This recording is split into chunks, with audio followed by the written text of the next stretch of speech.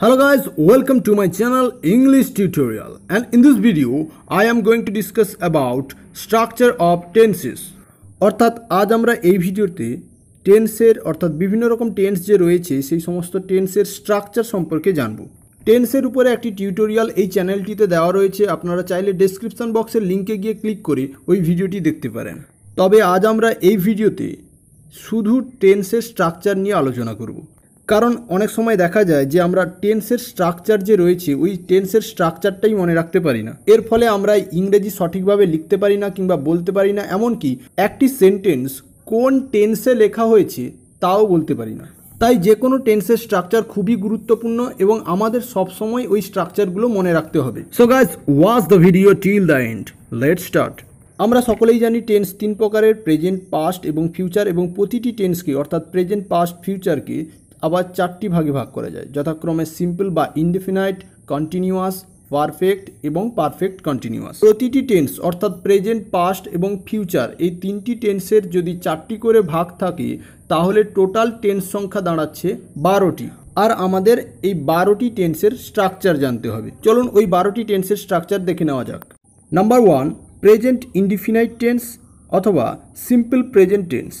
এই টেন্সটির স্ট্রাকচার হলো সাবজেক্ট প্লাস V1 ব্র্যাকেটে S/S প্লাস অবজেক্ট। এখানে যে এস লেখা হয়েছে সেটি হলো সাবজেক্ট, অর্থাৎ প্রথম যে এসটা লেখা হয়েছে সেটা হলো সাবজেক্ট, এবং এরপরেও যে লেখা হবে যে সমস্ত টেন্সে এস প্রথমেই সেগুলো হবে সাবজেক্ট, এবং যেটা ভি বলে লেখা থাকবে সেটা হবে ভার্ব, এবং যেটা ও বলে লেখা থাকবে সেটা হবে অবজেক্ট। একটা জিনিস লক্ষ্য করুন, সাবজেক্ট প্লাস V1 তারপরে ব্র্যাকেটে S/S দেওয়া হয়েছে প্লাস অবজেক্ট দেওয়া হয়েছে। স্বাভাবিকভাবে আপনাদের মনে একটা কোশ্চেন আসতেই পারে যে ব্র্যাকেটে S/S আছে কেন। এর কারণ হলো প্রেজেন্ট ইনডিফিনাইট টেন্সে যদি subject third person singular number হয় তাহলে ভার্বের সঙ্গে S/S যোগ হয়। তাহলে প্রেজেন্ট ইনডিফিনাইট টেন্স বা সিম্পল প্রেজেন্ট টেন্সের স্ট্রাকচারটি আমরা এইভাবে পড়ব: subject plus V1 S/S plus object. আরও একবার বলছি, subject plus V1 S/S plus object. Next, present continuous tense. এই টেন্সটির স্ট্রাকচার হলো subject plus am oblique is oblique are plus VING plus object. VING কথার অর্থ হলো ভার্বের সঙ্গে ING যোগ। এই টেন্সটিতে প্রথমে বসবে সাবজেক্ট, তারপরে am না হলে ইচ না হলে আর, অর্থাৎ সাবজেক্ট অনুযায়ী am is are বসবে, তারপরে VING অর্থাৎ ভার্বের সঙ্গে ING যোগ প্লাস অবজেক্ট। আমাদের সবসময় মনে রাখতে হবে যে কোনো টেন্সের কন্টিনিউয়াস মানে সেখানে অবশ্যই ভার্বের সঙ্গে ING যোগ থাকবে। যাই হোক, এই টেন্সের স্ট্রাকচার আমরা এইভাবে পড়ব বা মনে রাখবো: subject plus am is are plus VING plus object. আবারও বলছি, subject plus am is are plus VING plus object. Next, present perfect tense. এই টেন্সটির স্ট্রাকচার হলো subject plus have has plus V3 plus object. V3 মানে ভার্বের third form অর্থাৎ past participle form. আমাদের সবসময় মনে রাখতে হবে প্রেজেন্ট পারফেক্ট টেন্স মানে অবশ্যই সেখানে হ্যাভ হ্যাজ প্লাস V3 থাকবেই। তাই প্রেজেন্ট পারফেক্ট টেন্সের স্ট্রাকচারটা আমরা এইভাবেই পড়ব: subject plus have has plus V3 plus object. আরও একবার বলছি, subject plus have has plus V3 plus object.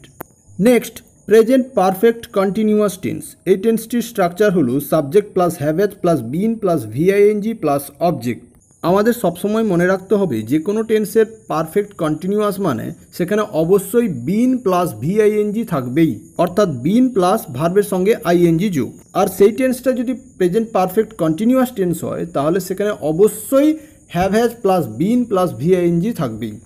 তাই প্রেজেন্ট পারফেক্ট কন্টিনিউয়াস টেন্সের স্ট্রাকচারটা আমরা এভাবেই মনে রাখবো: subject plus have has plus been plus VING plus object. আরও একবার বলছি, subject plus have has plus been plus VING plus object. Next, past indefinite tense বা সিম্পল পাস্ট টেন্স। আমরা ইতিমধ্যে প্রেজেন্ট ইনডিফিনাইট টেন্সের স্ট্রাকচারটা জেনে এসেছি। প্রেজেন্ট ইনডিফিনাইট টেন্সের স্ট্রাকচারটা ছিল subject plus V1 S/S plus object. একইভাবে পাস্ট ইনডিফিনাইট টেন্সের স্ট্রাকচারটি হবে subject plus V2 plus object, অর্থাৎ V1 এর জায়গায় শুধু V2 হবে আর S/S উঠে যাবে। তাই আমরা পাস্ট ইনডিফিনাইট টেন্সের স্ট্রাকচারটা এভাবেই মনে রাখবো: subject plus V2 plus object, subject plus V2 plus object. Next, past continuous tense. আমরা ইতিমধ্যে প্রেজেন্ট কন্টিনিউয়াস টেন্সের স্ট্রাকচার জেনে এসেছি। প্রেজেন্ট কন্টিনিউয়াস টেন্সের স্ট্রাকচার হলো subject plus am is are plus VING plus object. একইভাবে পাস্ট কন্টিনিউয়াস টেন্সের structure হবে subject plus was were plus VING plus object, শুধু অ্যামিজারের জায়গায় ওয়াজ ওয়্যার হবে। মনে রাখার উপায় হলো ওয়াজ ওয়্যার প্লাস ভিআইএনজি মানে অবশ্যই সেটা পাস্ট কন্টিনিউয়াস টেন্স। তাহলে পাস্ট কন্টিনিউয়াস টেন্সের স্ট্রাকচারটা গিয়ে দাঁড়ালো subject plus was were plus VING plus object, subject plus was were plus VING plus object. Next past perfect tense. Past perfect টেন্সের স্ট্রাকচারটা অনেকটাই প্রেজেন্ট পারফেক্ট টেন্সের মতন।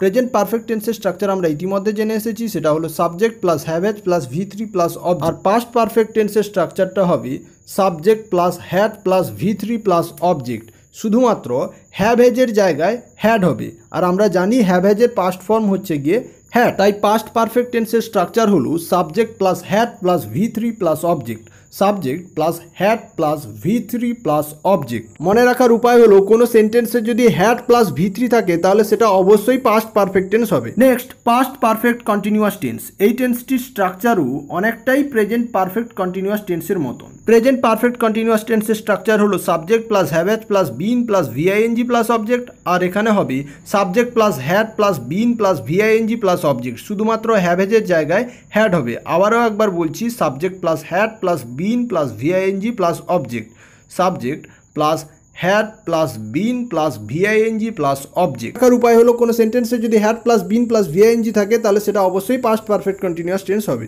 নেক্সট ফিউচার ইনডিফিনাইট টেন্স বা সিম্পল ফিউচার টেন্স। এই টেন্সটির structure হলো subject plus shall will plus V one plus object. আরও একবার বলছি, subject plus shall will plus V one plus object. V one মানে ভার্বের ফার্স্ট ফর্ম অর্থাৎ প্রেজেন্ট ফর্ম। মনে রাখার বিষয় হলো কোনো সেন্টেন্সে যদি শ্যাল উইল থাকে তাহলে সেটা অবশ্যই ফিউচার টেন্স হবে, আর যদি শ্যাল উইল প্লাস ভি1 থাকে তাহলে সেটা অবশ্যই ফিউচার ইনডিফিনাইট টেন্স হবে।